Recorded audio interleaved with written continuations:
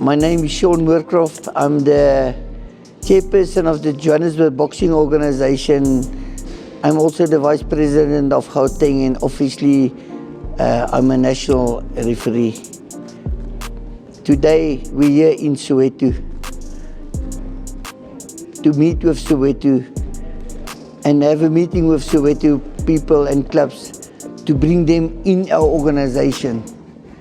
And there is talented boxers in Soweto that the coaches and the parents and the boxers, they don't understand how our organization is working.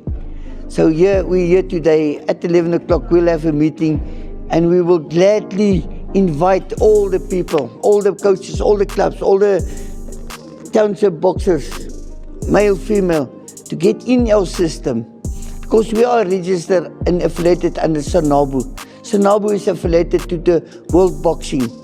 And the World Boxing is the only federation in the world that is managing the Olympics. They're under the IOC. So this is why we're here.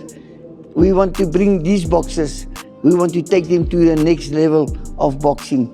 Because here, as I said, here's talented boxers. Here is boxers coming out of this community. So boxing brings people together.